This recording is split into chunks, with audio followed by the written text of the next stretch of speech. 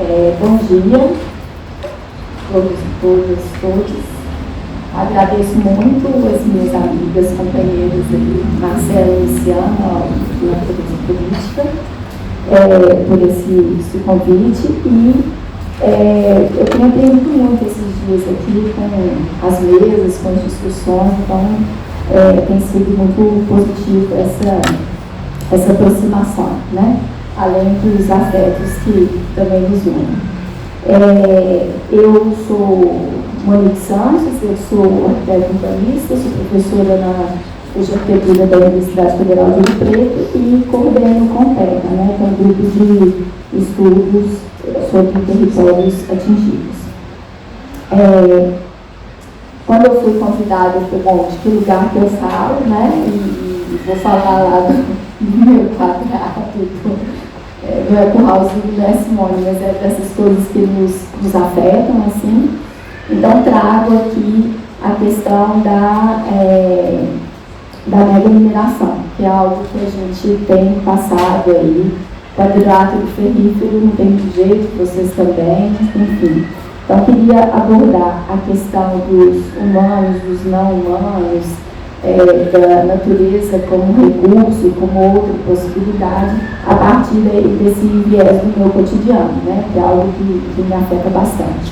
Então, trouxe aqui uma questão, né, que dentre as diversas formas de exploração estruturadas pelo extrativismo, tem exploração mineral, como certidão de batismo do sistema mundo capitalista moderno, colonial, patriarcal, né? E na atualidade a gente confronta com a mega mineração, onde a natureza é um grande recurso a ser devorado a qualquer custo, né? Talvez seja a radicalidade desse contexto aí que me imobiliza tanto, né? Nessa perspectiva, né, dessa exploração da natureza vista somente como recurso, surgem essas novas lógicas de expulsão de comunidades humanas e não humanas, uma vez que seus cotidianos, terras, casas, abrigos, comidas, relações socioafetivas e subjetividades são colocados como propriedade do mercado global, né? Transnacional, né? Então, o que acontece aqui com a gente tem uma relação com commodity, né? Com China, abastecer mercado chinês, europeu, e sempre foi assim, né? O Brasil, pau-brasil, cana, ouro, enfim, o próprio nome que a gente carrega está ligado ao extrativismo, né? Talvez a gente tenha que mudar de nome. Então, nessa conjuntura, eu vou dividir aqui com vocês a minha vivência, né, na conjuntura do rompimento da barragem de Fundão, em 2015, de propriedade da Vale, da HB Clinton e Samarco. Essa aqui é como ficou o subdistrito de Mariana, que é Bento Rodrigues, né? Então, hoje ninguém mora em Bento, né? A luta, né, pelos direitos das comunidades atingidas, ela é enorme, tem vários movimentos, o MAN, o MAB, movimentos atingidos por barragem e tal. O que eu recortei aqui são aqueles que são, de quem eu sou parceira, na verdade, né, que é a Comissão dos Atingidos pela Barragem de Fundão, a KBF, né, que são os atingidos, organizados, a Caritas Brasileira, que é a assessoria técnica escolhida pelos atingidos, nós, né, do CONTECA, do Arquitetura da UFOP, e o jornal A Sirene, que é um jornal que foi criado desde o rompimento da barragem, onde só os atingidos falam. Então, não tem texto de mais ninguém. E já são umas 80 edições, né? Ele vem sobrevivendo a duras penas, mas é uma mídia, assim, às vezes os meus alunos perguntam assim, mas a gente só pode ler Sirene? Se a gente quer ouvir os atingidos, a fala, o testemunho deles é na Sirene.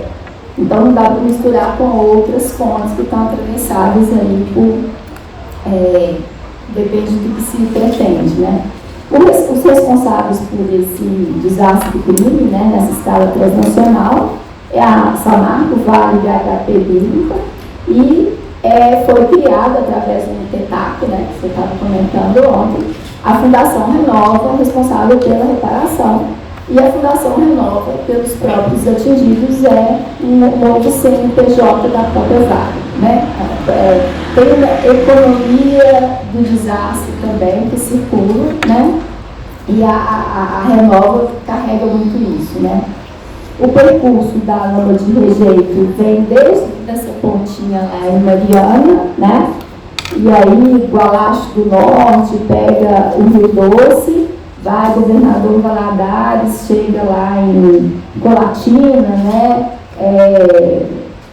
Até Linhares, atingindo aí o Oceano Atlântico, né? Então, a extensão, né, e a quantidade de pessoas e lugares é muito grande. Quer dizer, é o Rio Doce, né? A gente está falando do Rio Doce. Mas quem é esse Bento de origem, né? Chama Bento Rodrigues, mas aí como tem um novo Bento, um reassentamento, um Bento de origem e tal. Quem são essas pessoas, né? E aí eu estou usando a Cirene na maioria das vezes. O subdistrito de Bento, né? Quase plano, modos de vida rural, cultivo, quintais, segurança alimentar e hídrica, criação de animais, vizinhança. Então, são famílias que moram, né? Então, tanto que as ruas ganham a Rua dos Muniz, a Rua dos Caetano, né? Que isso envolve uma relação de cuidado, né? Relações familiares e sociais. Aqui já né, a vista de cima, dentro com a quantidade, eu lembro quando eu comecei a trabalhar com assessoria técnica, eu falava assim, áreas livres. Eu falava, não existe áreas livres, áreas externas, também, né? São áreas produtivas, são áreas de alto consumo, também não é de subsistência, que indica de alto consumo, né? Então, a gente tem aí as casas, né? As ruas, e basicamente assim, sobe um pouquinho aqui, e por volta de 700 pessoas, né?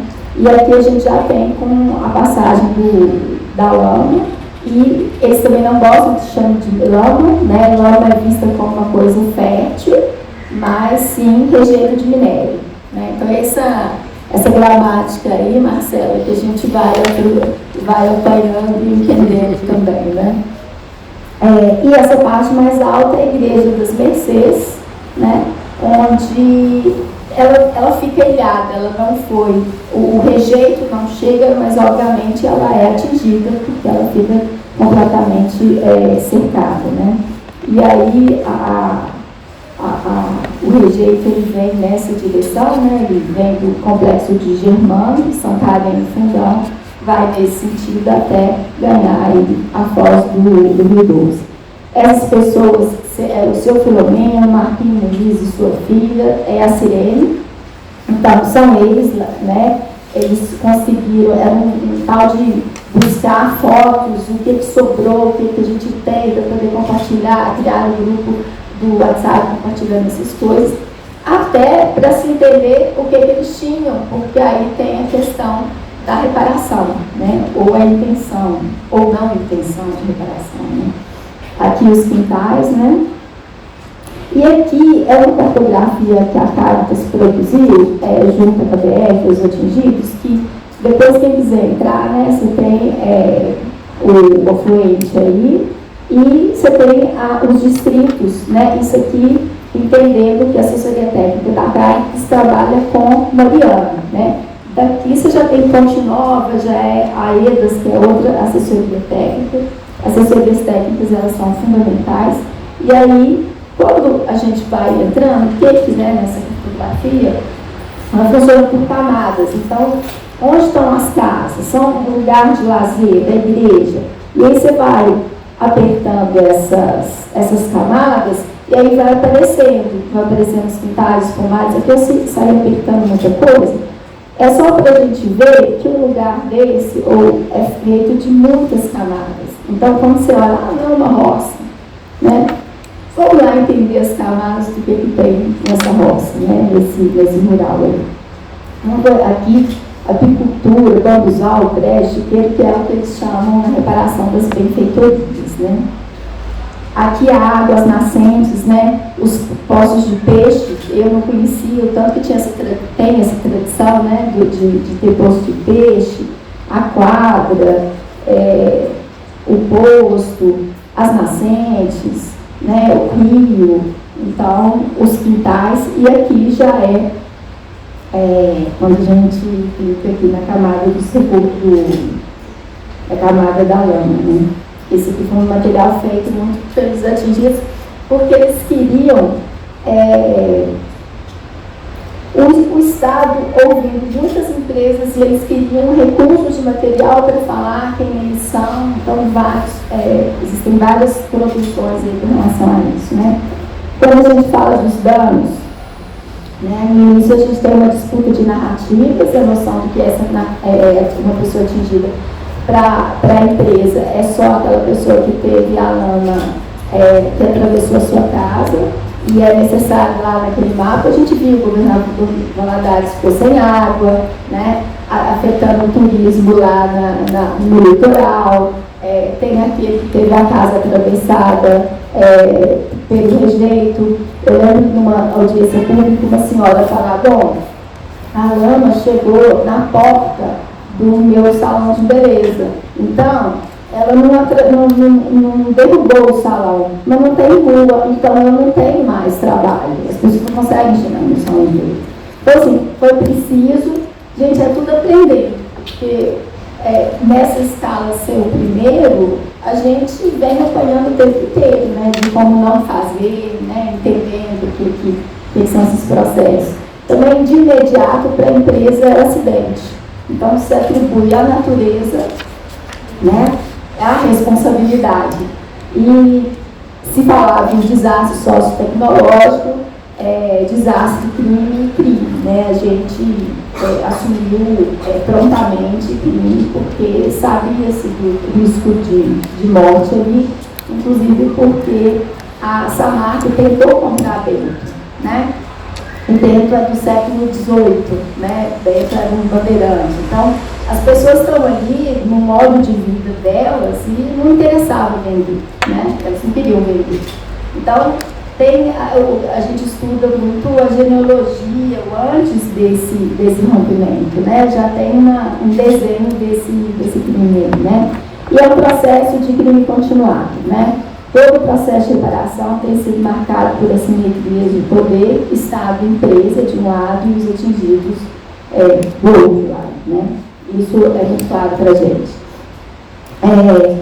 Muito para entender eu pago com o tempo. Como é que está aí, Marcelo? Tranquilo. Tem que ficar aqui. Bom, para a gente entender um pouco a subida das commodities, né, do preço da commodity de minério, depois a gente tem uma queda, né, ali em 2011, 2013. Então, tem uma queda do preço de minério, tem uma redução do custo operacional, porque os acionistas tinham que receber o mesmo lucro, então reduz o custo, eleva a produtividade, terceiriza trabalhadores, tanto que a maioria dos trabalhadores que morreram eram terceirizados. A gente pode falar de acidente de trabalho, né? Nessa conotação é possível pensar em acidente. E eles falam de 19 mortes, mas esse número continua a crescer.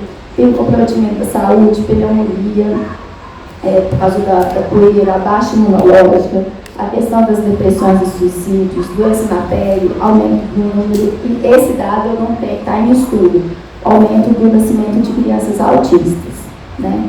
Ingestão de mercúrio e outros metais pesados, né? Então esse número não é 19, por favor, né?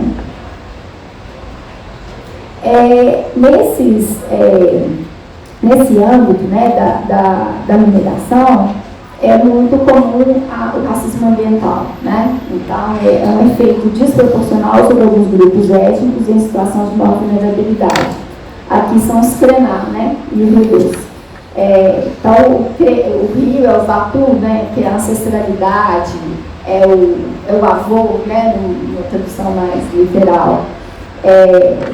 Então, são esses grupos, e quando a gente faz um levantamento da população autodeclarada negra ou parda, quanto mais perto da barragem, mais negro ou pardo. Então, quando a gente vê Bento Rodrigues, que está a 2 km de barragem, 85%, depois Paracatu, 80%, depois de Esteira.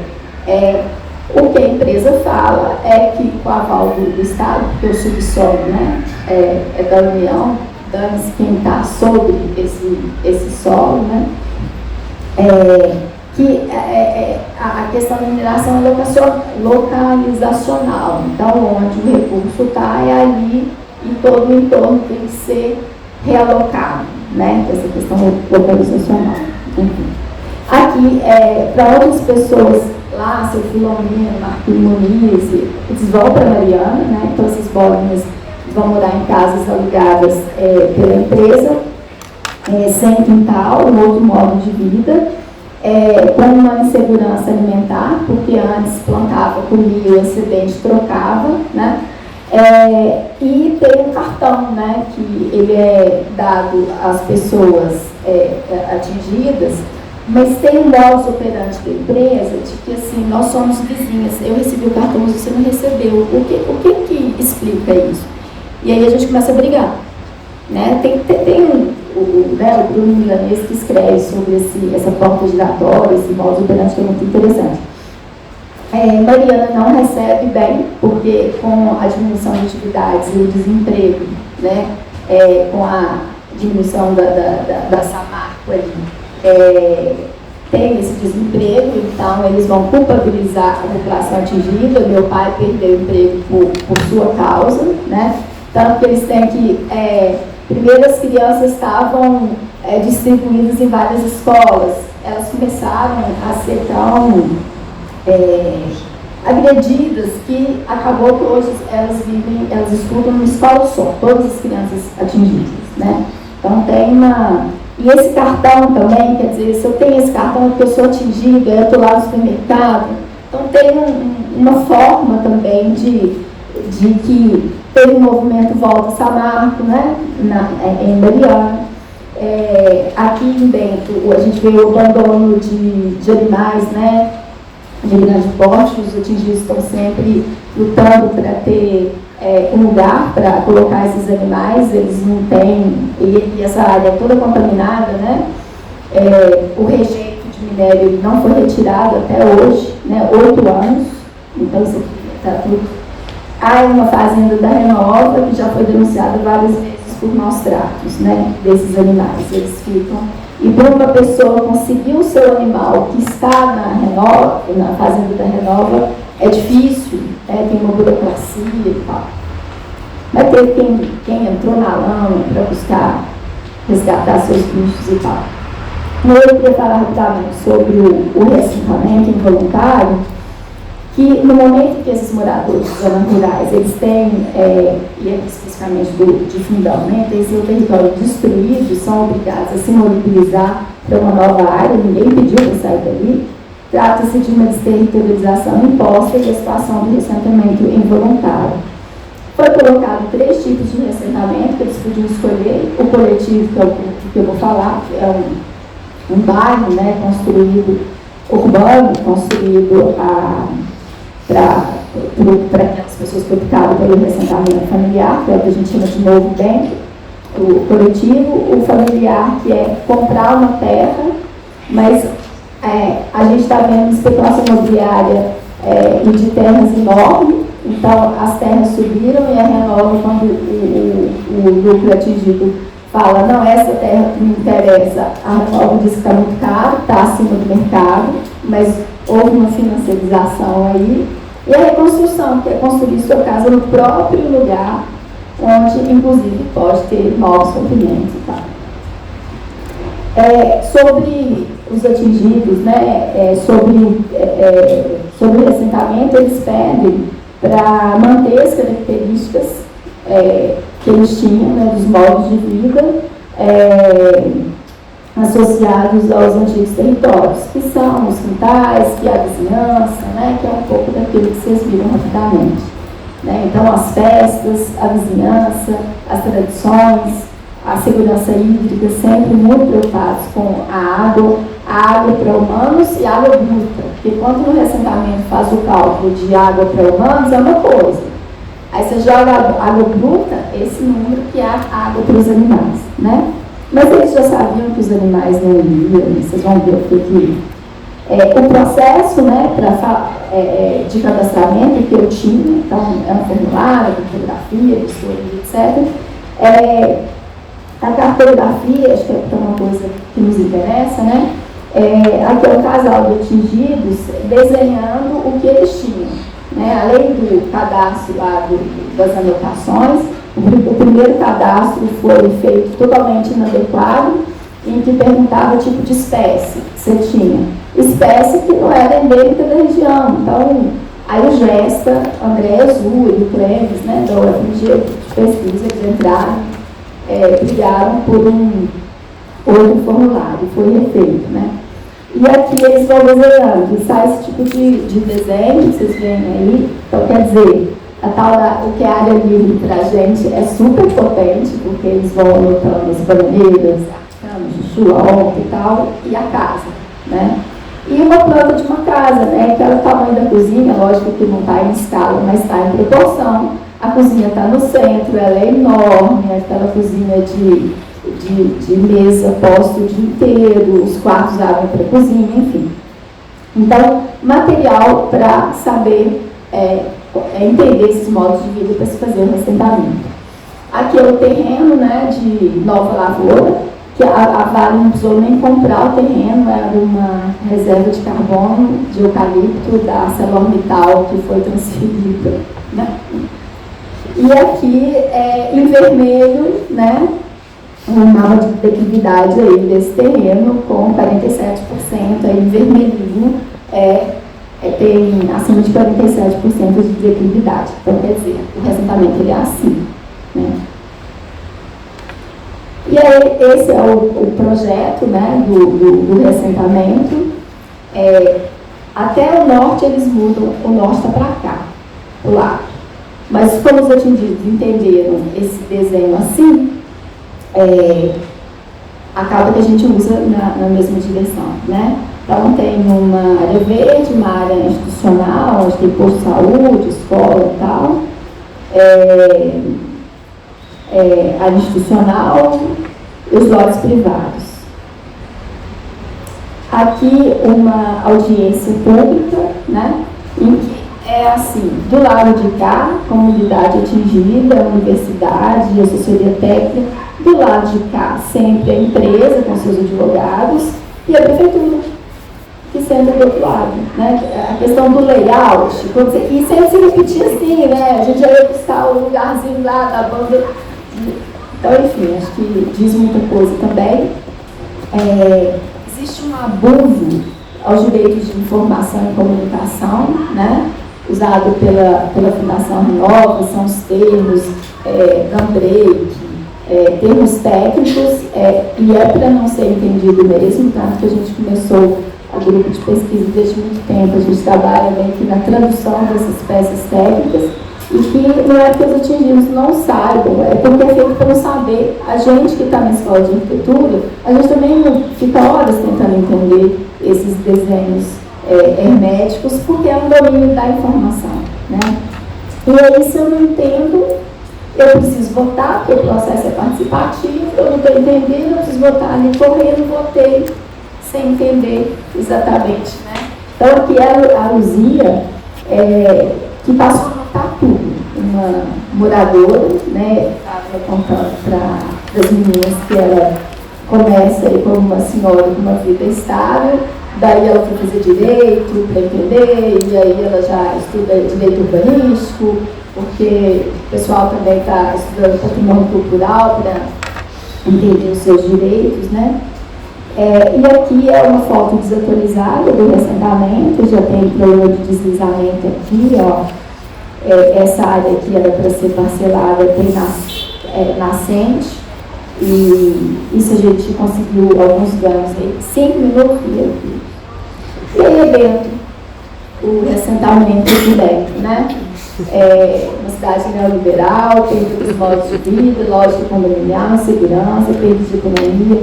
Eles se preocupam porque é caro morar, né? A manutenção, das moradias, a gentrificação do reassentamento, porque eles querem que acabe para eles poderem vender e voltar para a área de origem.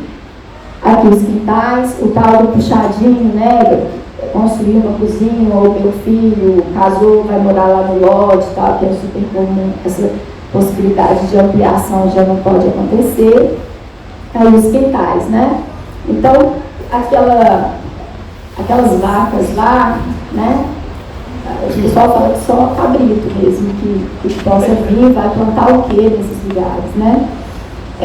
Declividade excessiva, né? A gente já vê patologia das construções, trilhos, infiltração, deslizamento de encosto. Aqui já tem vendo lote, né?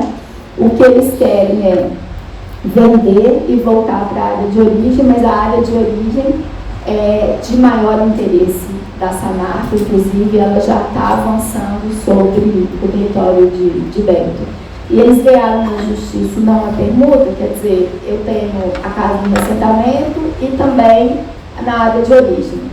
Mas com essa repactuação aí que está acontecendo, a gente já teve que esse não a permuta caia, e aí a empresa vai ficar também de origem, que é o que ela sempre quis, né? Aqui algumas ações nossas, assim, se eles queriam tanto a vizinhança, vinha para eles aquele mapa da cabeça do cavalo, né, que eles chamam de assentamento, quem que é meu vizinho, né? Então a gente fez, né, lá com a Comissão dos Atingidos, as bolinhas em que cada um tem um nome e eles iam descobrindo quem era vizinho de quem, né? Porque nem saber onde que eu ia morar no reassentamento foi informado para eles. Então a gente vinha fazendo isso junto, né? Maquete também para entender que não é plano, né? Aqui, que eu acho que é um trabalho interessante que a gente fez, que é pegar o reassentamento da Renova e fazer um trabalho de escuta com os atingidos e entender, caso a caso, quem tem déficit de área, quem tem declividade, quem tem callback no terreno, quem vai para o reassentamento familiar. Então, a gente vai, uma coisa, né, que os atingidos reclamam, a geometria dos lotes, e eles que trouxeram esse nome, geometria dos lotes, o parque não interessa a eles, né, o parque é diferente de quintal, então hoje eles querem que murem o parque, não tem nenhum interesse, então pode murar, fechar, isso vira bota fora se fechar esse parque assim. E aí a gente vem trabalhando as quadras também, né, com eles, então tem aqui programa de testada, tem declividade, cada um vai levantando mesmo essas questões. Esse moço aqui, ó, tem Calvec, né, declividade, enfim. Só voltar aqui, ó. Esse lote da Sônia Aparecida, gente, olha a forma dele. Ele vem, vira aqui, aí ele faz assim, ele vira aqui, ele vira aqui. Isso foi projetado por arquitetos, né? Não é, eu vim macular, não. E aí cada morador, cada grupo familiar recebe um documento, tanto do mapão, né, porque é possível, com esse trabalho a gente conseguiu assim, não, meu pai é acamado, eu só consigo cuidar dele porque eu moro com meus filhos e meu marido na casa ao lado, então eu preciso de ter a mesma vizinhança, e me colocava lá em cima e ele lá embaixo. Então, através desse material, dava até para essas pessoas negociarem e fazer troca entre eles, né? Então, assim, eu abro mão de área para poder ganhar a vizinhança, né?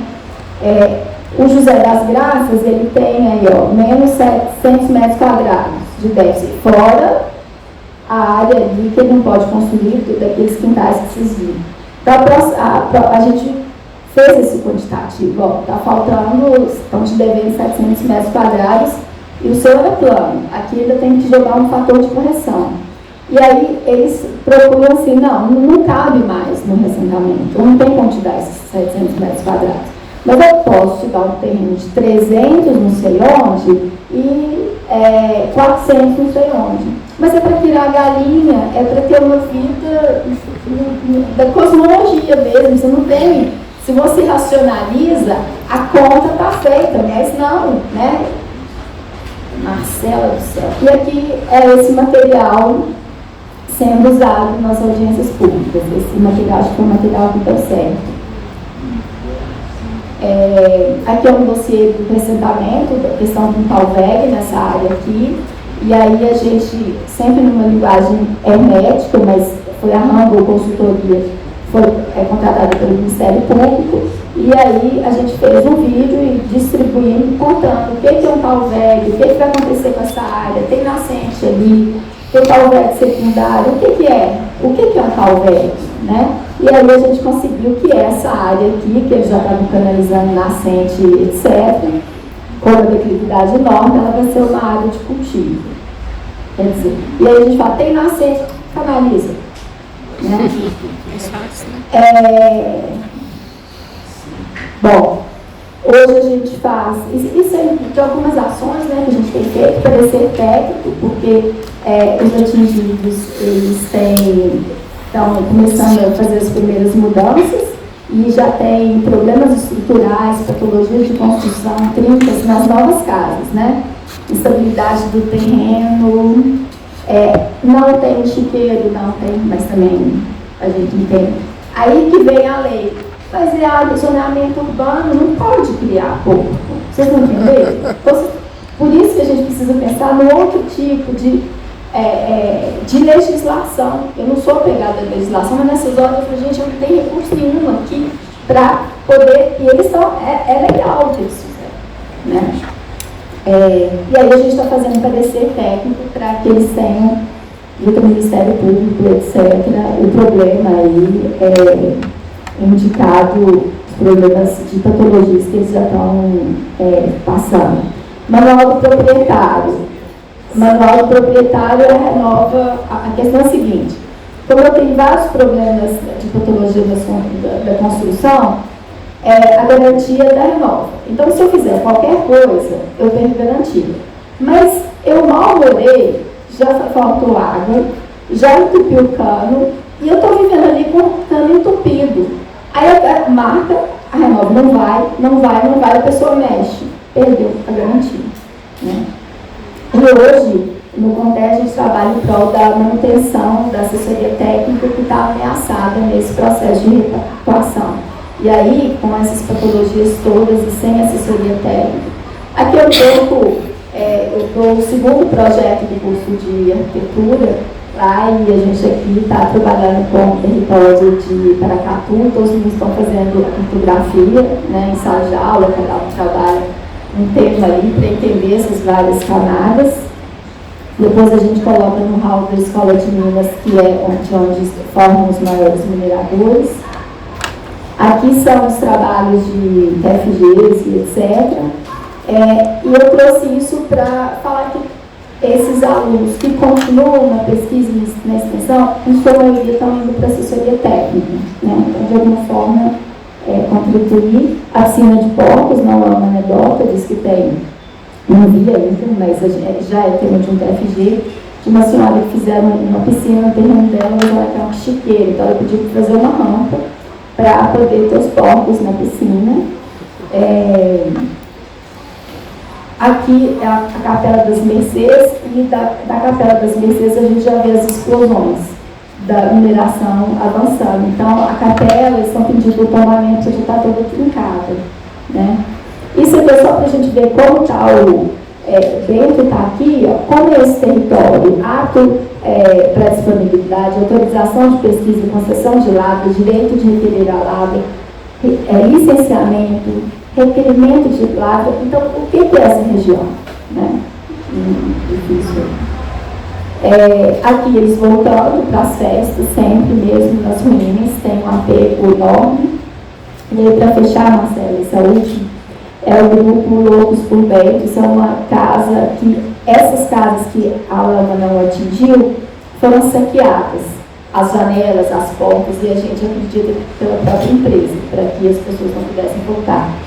Só que esse grupo Loucos por Bento, eles tiveram a ideia de reformar, né, a casa, e eles passam todo final de semana lá. Né? Eu acho que, né, os Loucos por Bento fazem o manifesto por justiça, uma denúncia ao que vivemos hoje, simetria, distinções, desastres cada vez mais frequentes. o abandono de descaso com relação à identidade de territórios atingidos rejeita a narrativa da naturalização da extinção como intrínseca ao desenvolvimento. Eu acho que é cada vez mais a gente discutir que modelo de desenvolvimento que a gente quer, né? Aqui estão eles, né? Tem uma frase do Araós. Aqui, Mônica, maravilhosa, guerreira, fez direito também, é assessora técnica, vai misturando. E queria fechar com uma frase do Araós, que entende-se, nesse caso, o território através do princípio cultural de identificação e pertencimento como refúgio, lugar de proteção, retiro e recolhimento, no qual germinam sensibilidades rebeldes. Para a gente, loucos por dentro, elas dessas frestas ali que vão germinando essas rebeldias. Gente, super obrigada. Marcelo, não quero nem olhar como que ele passou.